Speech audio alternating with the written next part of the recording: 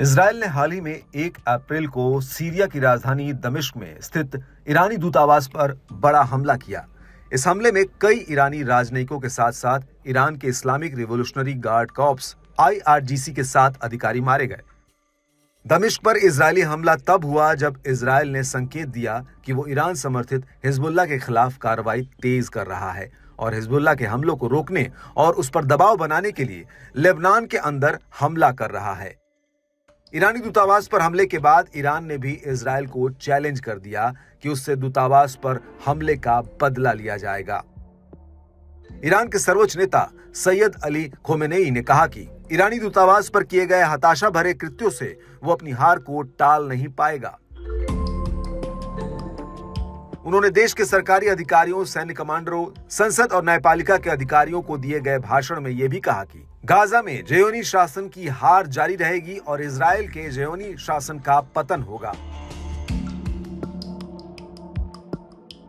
खोमेनेई ने कसम खाई कि इजरायल ने जो किया है उसे उसका जवाब दिया जाएगा। कहा यह भी जा रहा है कि ईरान इजरायल पर हमला करने के लिए हूती और हिजबुल्लाह का सहारा लेने की जगह अपने ही क्षेत्र से हमला कर सकता है।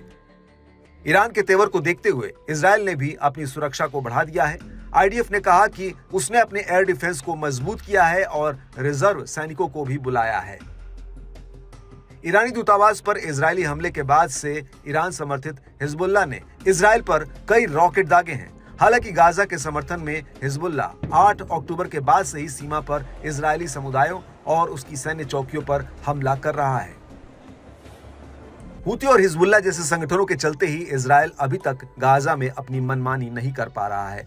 हालांकि इजरायल को भी अमेरिका का समर्थन मिला हुआ है और इसी वजह से अमेरिका भी इस मामले में बारीकी से नजर बनाए हुए है कि कहीं हिजबुल्लाह इराक और सीरिया में स्थित अमेरिकी सैनिकों पर हमला न कर दे। कई जानकारों का यह भी कहना है कि यदि ईरान इजरायल पर हमला करता है तो इससे युद्ध और ज्यादा बढ़ने का डर है। एक बात यह भी कही जा रही है कि ईरान युद्ध बढ़ाना नहीं चाहता, लेकिन यदि वो प्रतिक्रिया नहीं देता है तो ईरान की क्षमता पर ही सवाल खड़े होंगे और इस दबाव के चलते वो इजरायल या इजरायली दूतावासों पर हमला कर सकता है।